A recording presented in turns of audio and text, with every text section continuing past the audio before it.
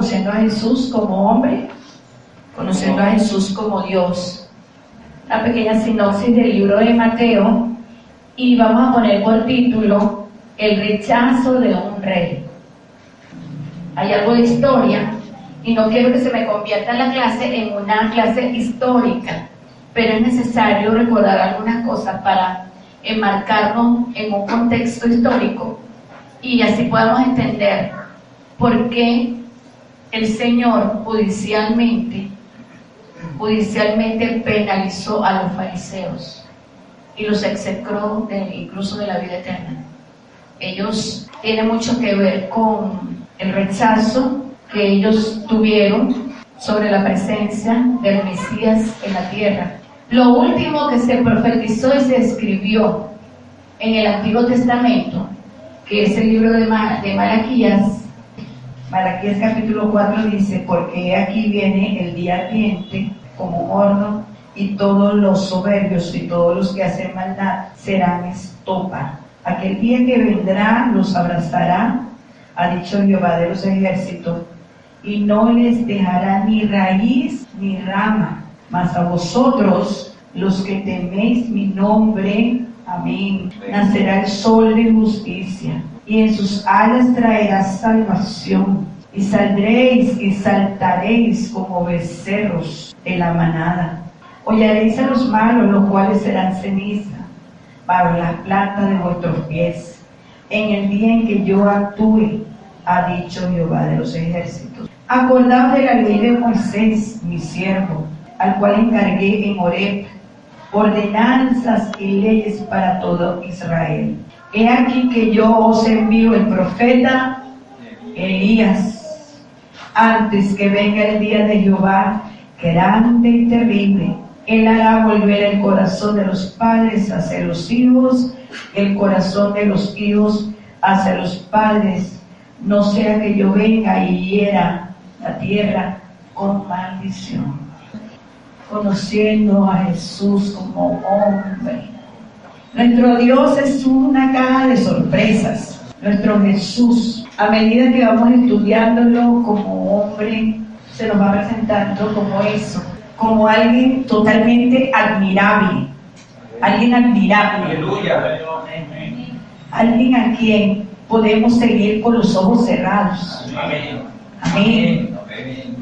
Muchas veces tenemos dudas, ¿verdad? Cuando vemos una persona intachable, decimos, me gustaría ser como esa persona. Y tenemos dudas a pesar de que es una persona intachable. Pero con nuestro Señor podemos cerrar los ojos. Aleluya. Y podemos decir, seguimos, te seguimos, Señor. Te seguimos como tú quieres que te sigamos. Nuestro Señor Jesucristo, el Mesías prometido. Todos nosotros sabemos que el legado de el reinado vendría de la tribu de Judá. En Judá estará en sus pies la legislación. Esa fue la promesa, la aseveración, la afirmación que hizo Abraham, padre, hacia su hijo Judá. De él no se apartaría la legislatura. Los descendientes de Judá, ¿cómo le llamamos? Judíos. Los descendientes de Judá son los judíos. Jesucristo fue judío. La prueba está, el libro de Mateo, que es el que nos está asistiendo últimamente, nos presenta la genealogía de un rey. Todo rey debe tener una genealogía. En la antigüedad pasó, ahora en el Nuevo Testamento no tenía por qué ser de otra manera.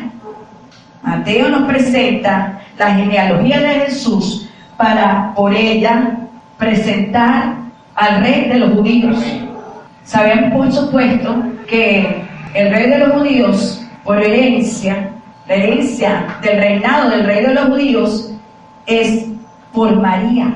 Por legalidad, legalmente, el rey de los judíos saldría de José. José viene siendo la genealogía que aparece en el libro de Mateo, porque legalmente le correspondía, según la línea de José, aunque fuese su padrastro, aunque no era su padre biológico, pero requería tener una línea para que fuese rey. Pero por herencia sería la línea de María, la cual aparece en el libro de Lucas. Entonces, el Señor se sustenta tanto por la línea de José, la sustenta Mateo, como Lucas lo sustenta por la línea de María, quien sí fue su madre. De ella nació el rey de los judíos. Acabamos de leer el libro de Malaquías y nos da una promesa, una profecía, y nos da una promesa. El día terrible de Jehová. La historia se marca en dos porciones. Termina con el día terrible de Jehová para entrar a otro nivel, a otra porción, que es el Mesías prometido llega a la tierra. El hombre prometido llega a la tierra. En el tiempo que Dios estipuló para los hombres de que Jesucristo llegara a esta tierra, en este libro nos dan a nosotros una profecía aparte de la destrucción total del mundo. 5, 4, 5. Y vamos a recordárselo. He aquí yo os envío el profeta Elías. He aquí yo envío el profeta Elías. Mi pregunta es, ¿será que Elías iba a reencarnar en algún hombre? ¿Será que nosotros creemos en la reencarnación? ¿Será que Dios no tendría un espíritu distinto para un hombre distinto que no fuese el espíritu de Elías? Todas estas preguntas nos las vamos a estar haciendo y vamos a ir resolviéndolas. Elías ya estaba en la presencia del Señor. Obviamente no era de Elías de quien se estaba hablando. Se estaba hablando de un Elías, de un Elías que vendría, de un Elías que vendría. Como decir un redentor, como decir un salvador, como decir un Elías. Alguien que haría que los hijos volvieran su corazón hacia los padres, que los padres volvieran su corazón hacia los hijos, porque en estos 430 años que hay entre el Antiguo y el Nuevo Testamento hubo cautiverio en la vida de los judíos y de los israelitas. Usted termina el libro de Malaquías y usted ve que ellos están bajo el yugo de Macedonia, pero usted cuando comienza Mateo, se da cuenta que están bajo el yugo romano. O sea, en otras palabras, termina el libro de Malaquías con el comienzo de un reinado greco-macedonio, pero sin embargo cuando usted llega a Mateo, se consigue con un reinado romano. ¿Qué pasó en todos esos años? ¿Qué pasó en todos esos años? Sabemos que Alejandro el Magno, el que llaman Alejandro Magno, fue protagonista específico 220 y tantos años antes de llegar el Nuevo Testamento. Y él conquistó al reinado persa. Los judíos estaban bajo el yugo persa cuando llegó Alejandro Magno. Conquistó una cantidad de ciudades, pero también conquistó a Judea. Cuando él va hacia Judea a terminar de hacer su posesión sobre aquel reino, los sacerdotes del entonces tienen una visión, que Alejandro el Magno viene hacia ellos y ellos deben acudir hacia él. Alejandro, por su parte, también tiene una visión y dice: va a salir un hombre, viene un anciano de días a ti vestido de blanco y él te va a decir lo que tú has de hacer. Se consiguen en el camino, se saludan, se identifican. Tú eres quien yo vi en mi visión, tú eres quien yo vi también, oh rey, en mi visión. Y allí surge la presencia del libro de Daniel. Este hombre vestido de blanco, este sacerdote, le entrega las profecías de Daniel y le dice: tú, oh Alejandro, eres aquel cuerno pequeño. Le hace la explicación y Alejandro, que quería hacer daño en Jerusalén, se va, le da cartas para que lo llenen de honores allá en Jerusalén y deja tranquila a Judea, la deja en paz. Y allí comienzan años y años y años de lucha. Muere este hombre, entran una cantidad de personajes en el ambiente, y allí es cuando son conquistados por Roma. Jerusalén, Judá, no tenía rey. Ellos no tenían rey. Ellos tenían un rey que suplantó la presencia de los judíos como rey. La línea judaica era la que tenía que, su bastión, salir del rey. Sin embargo, el rey que se levanta, Herodes el Grande, es un rey que viene de la línea de Esaú, de los edomitas, de manera que ellos estaban como unos impostores. En otras palabras, el reinado de Herodes era un reinado supuesto, no era algo que venía heredado de parte de Dios. De parte de Dios tenía que venir un rey judío, un rey. La profecía que tenían los magos de Oriente era que en la ciudad de David nacería el rey de ¿quién? El rey de los judíos, porque el rey no podía ser de otra tribu, tenía que ser de los judíos, y mucho menos podía ser de los edomitas, mucho menos podía ser de la tribu de Esaú, el rojo. No, era imposible. Recordemos que había pugna entre sus dos hermanos. Esaú era hermano mellizo de Jacob. Sin embargo, las promesas fueron ¿para qué? Para Jacob y para sus hijos. Esaú quedó fuera de las promesas. Sin embargo, él era un impostor. Y ahí estaba Herodes el Grande, siendo el rey de Jerusalén, puesto e impuesto por los romanos. Una vez que ya entendemos esto, una vez que comprendemos que Israel no tiene un rey real, era de esperarse que ellos estaban esperando al rey de los judíos. Dice amén. Era de esperarse, porque dicen, este es un impostor, este es un edomita. Los sacerdotes del entonces eran edomitas, eran también impuestos. Ellos participaban de los ritos, ellos estaban aquí en el templo sacrificando, pero igual que el rey Herodes, también eran unos suplantadores. Porque ¿de dónde tendría que venir el sacerdocio? De Aarón, en línea retrospectiva. Y no era así. Habían sacerdotes que tampoco estaban alineados con las escrituras. ¿Qué había que hacer? Tenía que restablecerse inmediatamente esa posición que ellos tenían. Ahí viene la guerra de los macabeos, que eran sacerdotes también, y una serie de acontecimientos que pasaron en esos 430 años. No vamos a hablar de Antíoco Epifanes porque no estamos hablando de escatología, estamos hablando de que era necesario de que el rey de los judíos apareciera. En el tiempo señalado por Dios, el rey de los judíos tenía que venir. ¿Había un vacío de poder? Claro que sí, sí lo había. Pero nosotros sabemos que el Señor, cuando se le habló acerca de su reino, ¿qué decía el Señor? Mi reino no es de este mundo. Nos conseguimos con un problema, que el rey de los judíos viene, llega a esta tierra, es identificado por algunos, no por todos. Algunos creyeron en él, otros no creyeron en él. Y aquellos que le creyeron les dio la potestad de ser hechos hijos de Dios.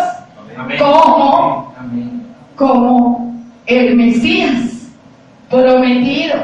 Pero como el hombre fue rechazado, y también como el rey fue rechazado. ¿Por quién? Por las faccionistas del momento. ¿Quiénes eran? Eran tres. Los fariseos, los seduceos, y los escenos. Fariseos, seduceos y escenos. Aquí se sabe quiénes son los fariseos, ¿verdad que sí? Los fariseos eran los legalistas del entonces, del tiempo. Los fariseos eran los sacerdotes legalistas que guardaron toda la ley de Moisés. Ellos retomaron otra vez los sacrificios y toda la ley de Moisés la guardaron, pero sin embargo hicieron unas leyes propias. Se recuerda que el Señor dice: las tradiciones de ustedes las han convertido en mandamientos de Dios. Esos son mandamientos de hombre. Ellos habían creado sus propias tradiciones. ¿Se están dando cuenta de dónde viene esa parte testaruda de los fariseos, legalista de los fariseos? Está la parte de los saduceos, que también era como un partido. Era como un partido que se representaba allí en medio de la época cuando Jesús nace. Y estos saduceos, ellos eran más libres, más liberales. Ellos eran más liberales. Ellos querían estar con la época helenística. La época helenística es como decir la nueva ola de Alejandro Magno, que dejó desde cuando él comenzó a conquistarlos a todos. Y ellos querían estar, como que dice, de manos con el mundo y de manos con Dios. No totalmente estaban. Allí es cuando estos saduceos se niegan completamente a creer en ángeles, en resurrección, en vida después de la muerte, porque ellos sencillamente decidieron estar de mano con los helenistas y de mano con la gente judía. Y los otros que acabo de nombrar eran simplemente un partido bastante exiguo, bastante opaco, que ni siquiera tiene razón de llamarse partido. El templo sigue siendo el centro de adoración judía, pero se prolifera una cantidad de ¿qué? De sinagogas. Se prolifera una cantidad de sinagogas. Recuérdense que Israel estaba dividida en dos pueblos. Estaba Samaria y estaban los que llamaban Judea. Ellos pusieron un templo paralelo allá en Samaria, donde hacían todo suerte de sacrilegios, pero ya ellos estaban cansados de ser politeístas. Ellos querían volverse al verdadero Dios. Tenían el problema de que no tenían rey, y tenían el problema de que eran politeístas, de que habían adquirido mucho de las demás naciones. Había que hacer algo. Tenían que creer otra vez, tenían que volverse otra vez a las raíces. Por eso es que ustedes se están dando cuenta cuando los fariseos ven a Jesús, cuando ven a Juan el Bautista, ellos comienzan a acercarse desesperadamente buscando una respuesta, buscando respuestas. Los saduceos igual, buscando más bien caídas para Jesús. Yo no sé quién odiaba más a Jesús, si los saduceos o los fariseos. Creo que los fariseos fueron más torpes, pero los saduceos fueron más enemigos de Jesús. Los saduceos fueron más enemigos de Jesús porque Jesús hablaba de un mundo que para ellos era surreal. Para ellos no existía, no existe espíritu para los saduceos. Sin embargo, los fariseos sí, por supuesto. Ambos sabían que tenían un rey puesto, el rey Herodes, un hombre malo, maligno. Ni en los gobiernos medo-persas ni romanos hubo un rey que fuese representante legal de los israelitas. Ahora en los tiempos de Jesús hay un rey de la descendencia de Saúl y no de la descendencia de Jacob. Su nombre, Herodes el Grande. Además de las autoridades religiosas de la época, los sacerdotes que habían sido puestos ahora en el templo, reconstruido por Herodes el Grande. Herodes el Grande quiso hacerse el simpático con los judíos. No me quieren, por lo menos que me quieran por las obras. Y comenzó otra vez a reconstruir el templo, donde se debía adorar no solamente a Dios, sino también al rey. Él no perdía la esperanza de sentarse allí. Herodes no perdía la esperanza de estar allí como el rey, no solamente de todo Israel, hipotéticamente hablando, sino también como rey de los judíos. Porque sabía que no era aceptado. El reino y el rey en el Antiguo Testamento fue presentado por símbolos, tipos y profecías.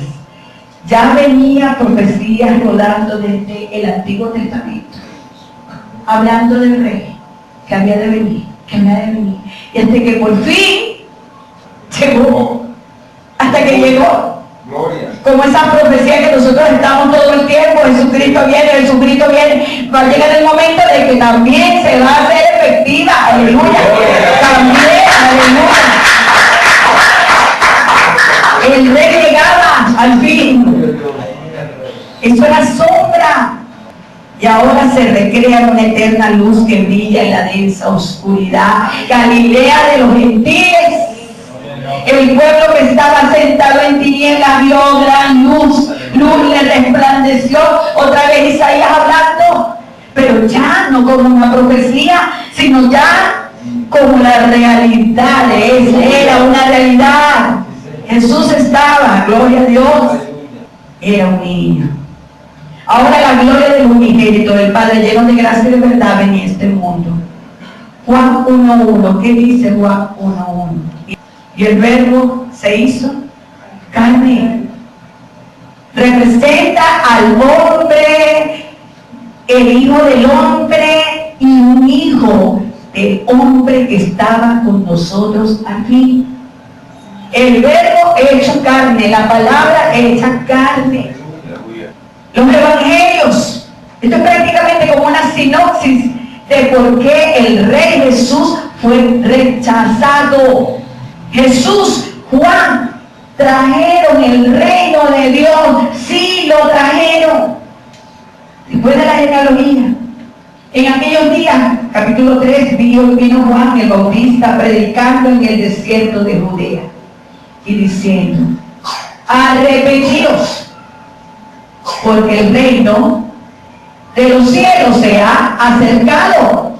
El reino de los cielos se ha acercado. Está hablando connotativamente de un reinado, de un vacío de poder.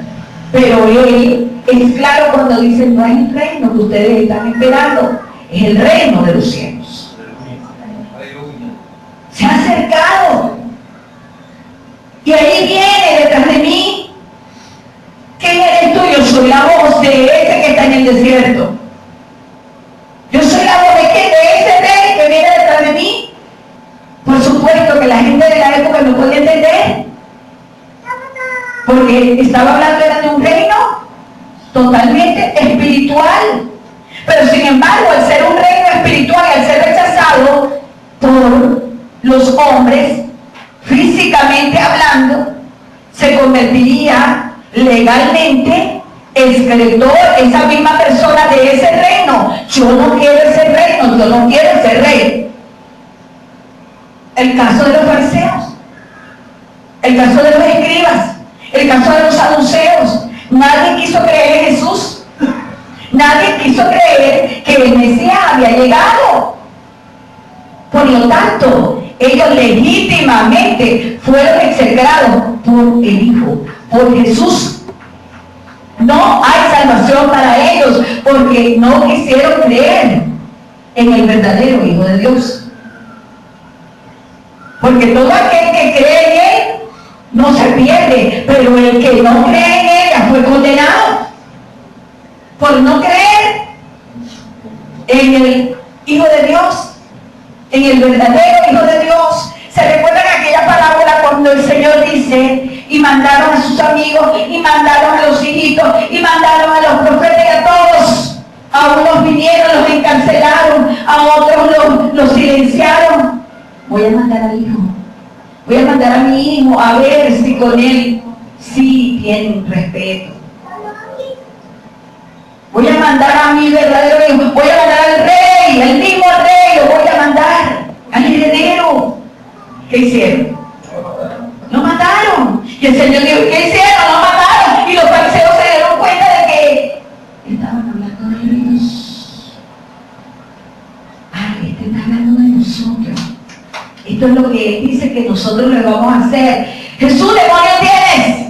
No, demonio tienes, no. El Señor estaba claro de que aquellos hombres que habían despreciado su reinado jamás entrarían en Él. Jamás. Cuando nosotros hablamos del reino, cuando nosotros hablamos del reino de Dios y su justicia, nosotros estamos anunciando un rey. Dice amén. Amén. Nosotros estamos anunciando un rey. Amén.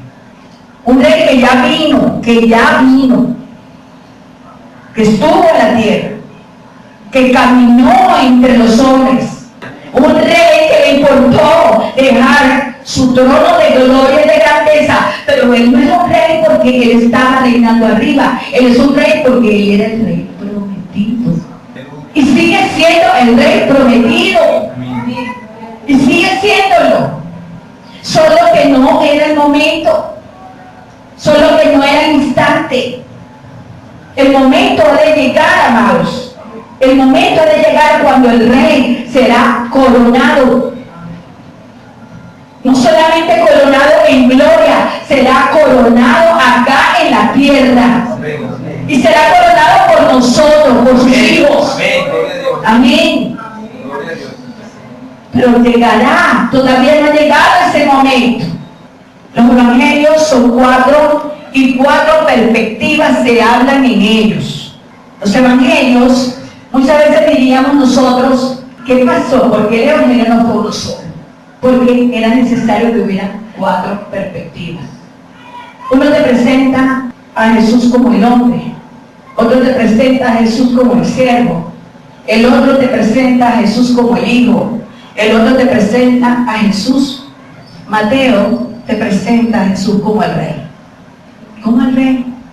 Vamos a buscar Mateo capítulo 12, 18. Vamos a buscar otra persona, Isaías 35, 4. Y va a buscar otra persona. Aquí mi siervo te presenta, Mateo el libro te dice aquí mi siervo. En Isaías 35, 4 te habla, he aquí vuestro Dios. He aquí, he aquí.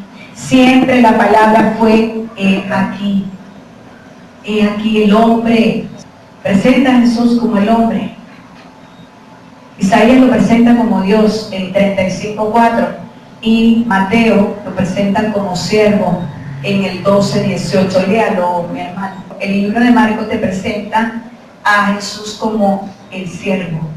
El libro de Mateo te presenta a Jesús como el rey que fue rechazado, pero que un día debe venir. Amén, aleluya. Y Isaías capítulo 35:4. Dice la palabra de Dios, sí, leemos en el nombre del Padre, del Hijo y del Espíritu Santo. Decídalo de corazón, confortados, esforzados, no temáis. He aquí que vuestro Dios viene con retribución, con pago. Dios mismo vendrá y os salvará.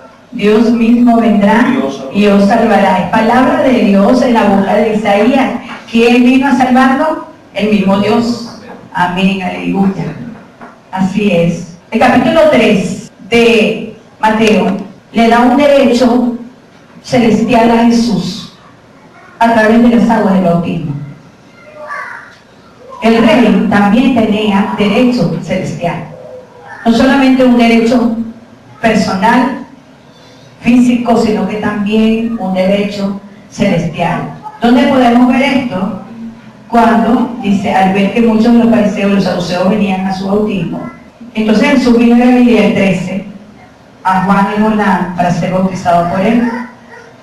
Pero Jesús le respondió, deja ahora, porque así conviene que cumplamos toda justicia. Él sabía que tenía que cumplir la justicia como rey se le había impuesto.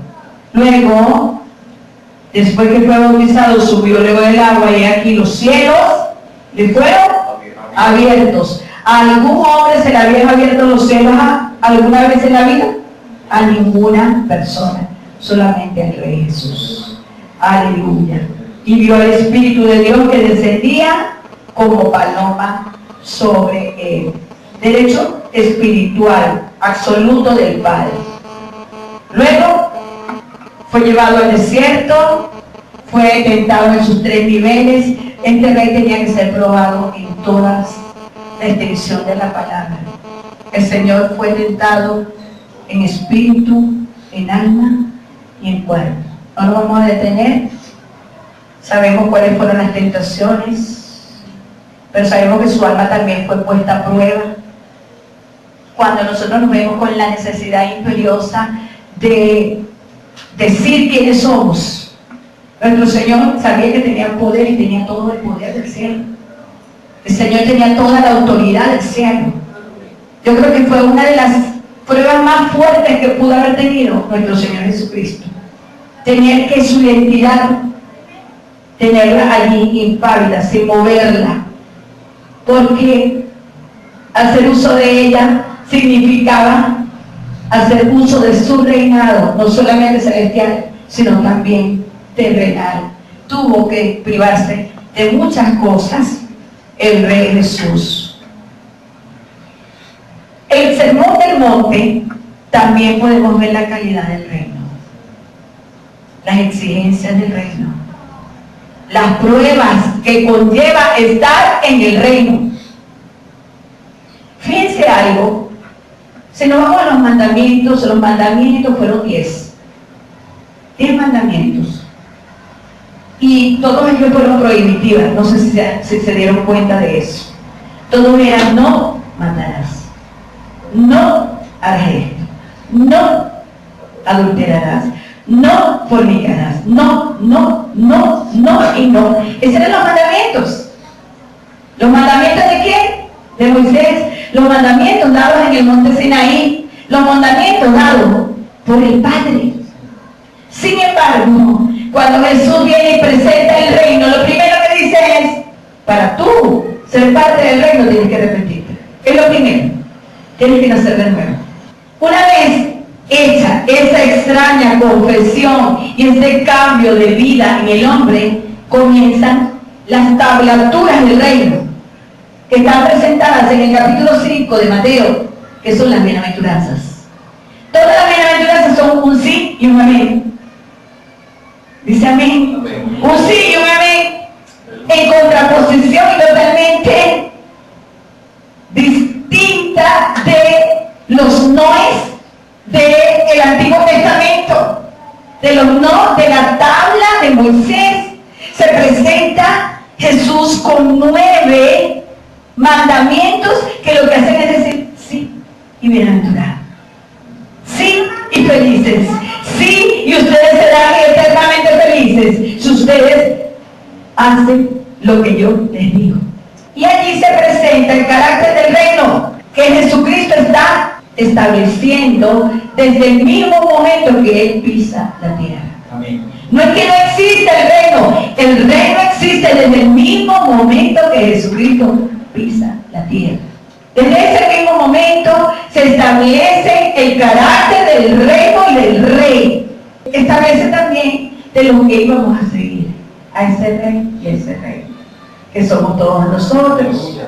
Nosotros debemos tener unas cualidades para ser asertivos y poder estar en el reino, para poder estar. Ya no se trata de una tabla migratoria y donde una falda no me permitía pasar más allá del monte porque eso tronaba y se espantaba la gente cuando Dios hablaba. Ahora se podía subir a la falda del monte. Ahora se podía sentar juntamente con el rey, la humanidad. Se podía sentar y decir: ¿qué es lo que quieres, Señor? ¿Cuál es el carácter de tu reino? Y allí comienza el Señor a explicar qué deberíamos hacer nosotros como seguidores de ese reino. Y es cuando comienza a mostrarse una a una de las bienaventuranzas. Si vuestra justicia no es mayor que la de los fariseos, ustedes no podrán entrar. Ustedes no podrán entrar en el reino de los cielos. Porque la justicia que el Señor estaba presentando era no solamente una justicia personal, un carácter personal de una persona que anda y camina en el reino terrenal de un hombre, sino que también es la justicia de un hombre que camina en la justicia divina. Ambas cosas tenían que hacer congruencia, ambas cosas, la justicia de Dios y la justicia del hombre, ambas cosas unidas para poder ser merecedores y poseedores del reino celestial que Jesús estaba presentando. Amén. Amén. No había otra forma, ni hay otra forma. No se puede ser y pertenecer a un reinado con puras características y virtudes personales, físicas, características humanas. Hay que tener características humanas y hay que tener también características divinas. Ambas cosas el Señor nos las ha querido dar. Cuando nosotros estudiamos a nuestro Señor Jesucristo como un hombre humano, como alguien que caminó en esta tierra y tuvo virtudes y tuvo valores y fue el hombre más perfecto del mundo y el más admirable del mundo, así tenemos que ser como Él. Pero cuando a nosotros se nos presenta un Rey divino, un Rey perfecto, un Dios maravilloso, un Dios que da salvación, que da vida eterna, características de un Dios que quiere entregarnos a nosotros. Esta salvación nosotros también podríamos entrar en el reino para dar salvación también a través de nuestra palabra, guardar la de Él, para guardar la nuestra, platicarlo acerca de lo que es, que la palabra nuestra no puede ser nuestra, tiene que ser la palabra que viene de la boca de Dios. No puede ser una palabra simple, vacía, tiene que ser una palabra que viene del eterno Dios. Las características de la persona que entra en el reino, lo primero que te presenta es una persona extremadamente humilde, como es nuestro Rey. Nuestro Rey es humilde. ¿Cómo nosotros debíamos presentarnos delante del reinado del Rey? ¿Cómo nosotros somos acreedores de entrar y de poder Él depositar toda su confianza en nosotros? Primero tenemos que ser humildes como Él es humilde. ¿Qué dijo el Señor? Ser mansos y humildes, para que podáis tener paz para vuestras almas. Aprended de mí. Se les olvidó el texto. Aprended de mí, que soy manso y humilde ¿de qué? De corazón. Manso y humilde exterior, eso no vale. Yo me puedo hacer humilde, pero eso no vale para mi Dios. Mi Dios que conoce el corazón, mi Dios que escudriña el corazón, Él va a llegar a juzgar mi corazón y se va a dar cuenta si yo soy manso y humilde como Él. Quiere decir que el reino de Dios y su justicia, nosotros que somos los súbditos, por decirlo de alguna manera, tenemos que ser igual al Rey. Tenemos que ser por lo menos igual al Rey. Las mismas características del Rey. Primero, la aceptación. ¿Cómo hicimos la aceptación? Arrepentidos y convertidos porque el reino de los cielos se acerca. Lo entendimos. Cada cual deje su camino, sus pensamientos. Conviértase a Jehová, el cual tendrá de él misericordia. Dice el libro de Isaías. Isaías con razón profetizó siempre con respecto a nuestro Señor Jesucristo. Es el profeta, el Mesías, es el profeta del hombre, el hombre crucificado, es el profeta del Salvador. Isaías siempre habló de Jesús. Amén. Y sigue hablando a medida que se va presentando el sermón del monte. Usted se da cuenta que cuando Jesús abre la boca en la falda, que no se estremece, para que la gente no le dé terror ni le dé miedo, como pasó cuando fue el Señor a entregar su decálogo. Dice que se espantaban al ver lo que veían y escuchar lo que escuchaban, y las bocinas como se estremecía la falda del monte y decía: nadie puede pasar de esta falda porque va a morir. Con el Rey es todo lo contrario. Dejad a los niños venir a mí, vénganse, no se lo impidan, porque de los tales de ellos es el reino de los cielos. Un Rey totalmente confiable. Un Rey se presentó como un Rey confiable, tocaba a los niños, los bendecía. Aleluya. Un Rey, un Mesías que tocaba a la gente, la sanaba.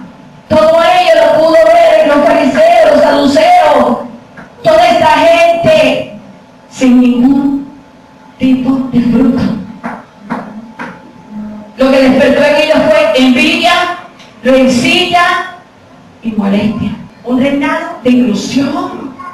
Nuestro Señor quiere que todos participemos en su reino.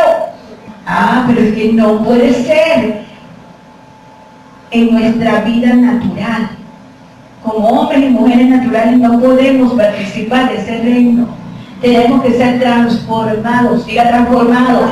Tenemos que ser transformados para estar en el reino de Cristo. Tenemos que ser transformados, aleluya. Humildes de corazón, los pobres en espíritu, porque de ellos. Bienaventurados los hombres que tú le dices, ajústate a la palabra y dices, sí, Señor. Lo que tú digas, Señor. Arrepiéntete en espíritu de verdad. Sí, Señor. Yo lo hago. Pobre en espíritu. La humildad que sale de adentro del hombre. Bienaventurados, felices, absolutamente felices, quiere decir, bienaventurados. Absolutamente felices serán. Absolutamente felices somos, porque somos pobres de espíritu, aleluya. No somos enriquecidos en nuestro ego. No estamos por encima de nadie. Por eso es que yo no puedo entender, no puedo comprender esa filosofía del reino extraña donde todos tienen que tener grandes personalidades. Cuando el Señor me dice que la característica número 1 es que yo debo ser humilde. El más pequeño dice será el más grande. Cuando le quisieron preguntar, ¿quién de nosotros se sentará contigo? Y el que quiera ser más grande entre vosotros sea el más pequeño. ¿Tú quieres ser grande? No, no te conviene ser grande, tienes que ser pequeño para que puedas entrar en el reino de los cielos. Porque si Él, que es el Rey, no le importó estar en la falda de aquel monte para decir qué teníamos que hacer. Amén, gloria a Dios. Aleluya, aleluya. Así es Él, gloria a Dios. Nuestro Señor no tiene poses. ¿Cómo vamos a tener nosotros poses entonces? ¿De dónde salen esas poses? De las altiveces. De la altivez de espíritu. No se le dice rico en espíritu, se le dice altivo de espíritu. La persona que no es humilde es una persona altiva de espíritu. Su antónimo no es rico en espíritu, su antónimo es altiva en el espíritu. Y sigue diciendo, los que lloran, ellos recibirán consolación. Humilde, sigue la humildad, no, yo no lloro, no, yo no lloro, yo soy fuerte, yo soy capaz. Bienaventurado si lloras. Bienaventurado si te postras delante de mí. Bienaventurado si estás en mi presencia. Bienaventurado eres, aleluya. Eres humilde. Esa es la gente que el Señor quiere, la característica que quiere de nosotros. Los mansos. Yo soy manso, pero yo no soy inmenso. ¿Usted no ha escuchado eso? Yo soy manso, pero yo soy inmenso. Hablando de esa manera tan fea. La mansedumbre también, amados hermanos. El Señor nos enseñó a ser mansos, humildes. Los mansos que ellos recibirán que la tierra, porque el reino de los cielos principiará en la tierra. Principiará aquí y terminará en el reino de los cielos. Eso está claro. Es un reino que será sempiterno. Jamás tendrá fin. Jamás. Amén. Pero nuestro Señor enseñará a los reyes de esta tierra a reinar. Y nosotros también. Por eso es que nosotros, nuestra justicia tiene que ser muchísimo más superlativa, mucho más que los religiosos del entonces y que los religiosos de la hora.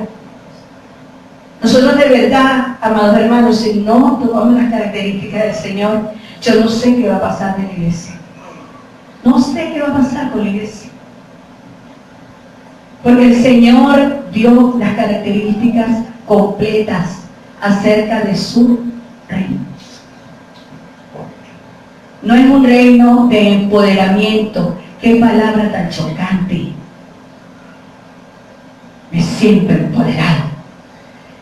Hermanos, el Señor nos enseña su dignidad. El Señor nos enseña, sí, a ser valientes, sí. El Señor nos enseña a ser retantes. El Señor nos enseña a ser soberbios. El reino del Señor es distinto a lo que están pintando por allí. Completamente distinto.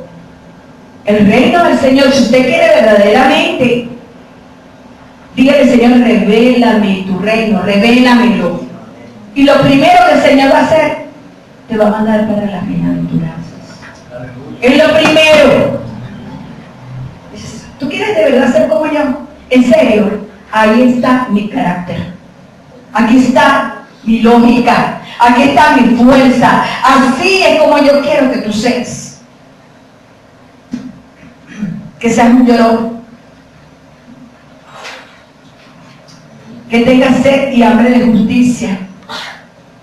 Que la justicia, la injusticia del hombre no la pueda soportar. El Señor no puede ser, yo no puedo ser como estas personas. Yo tengo que ser distinta, yo tengo que ser diferente. Yo necesito, Señor, que tú me enseñes tu justicia, la justicia divina. Allí está. Sigue complicando un poquito más la cosa el Señor, bienaventurado los misericordiosos. Si tú no eres misericordioso, no podrás alcanzar misericordia. Son leyes más espirituales que morales y que físicas. Son leyes del alma. Son leyes de adentro.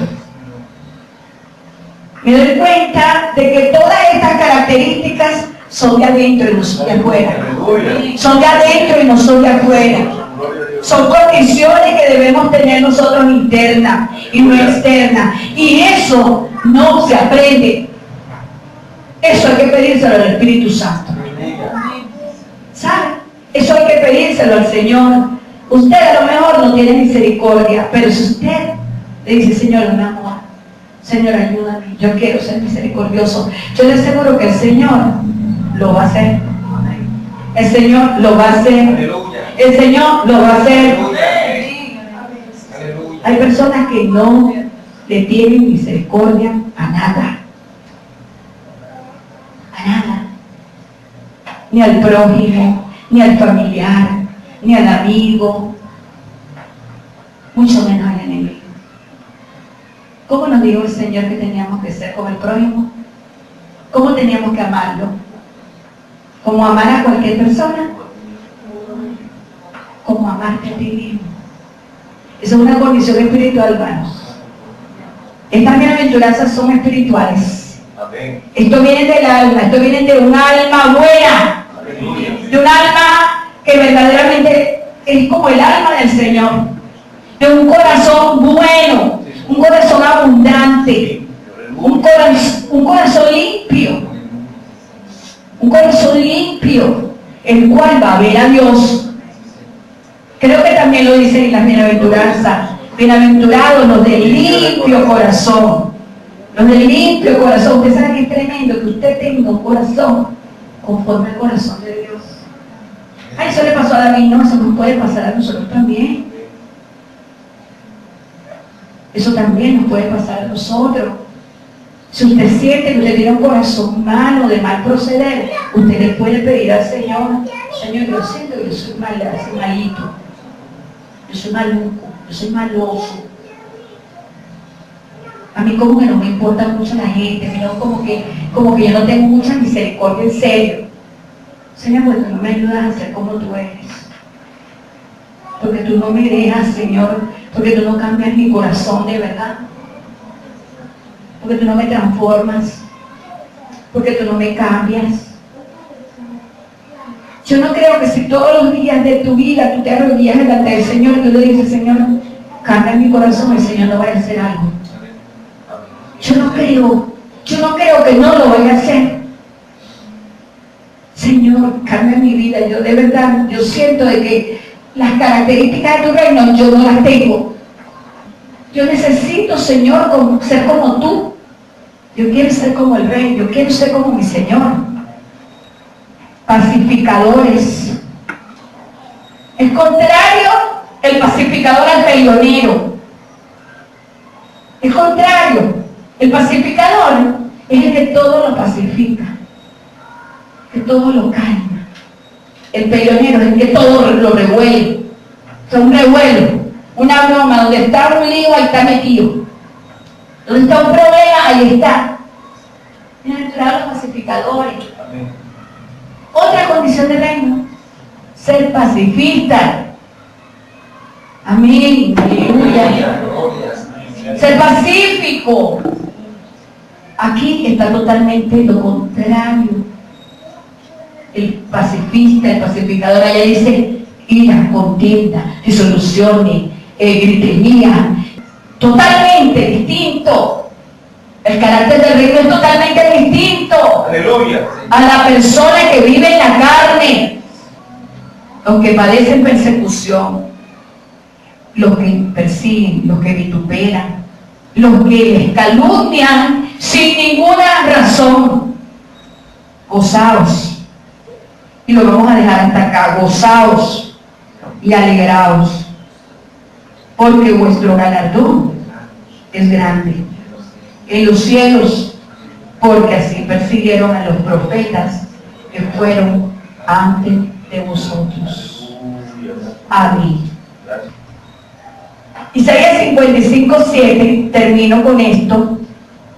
Deje el impío, el hombre inicuo, sus pensamientos. Vuélvase a Jehová, el cual tendrá de él misericordia, y al Dios nuestro, el cual será amplio en perdonar.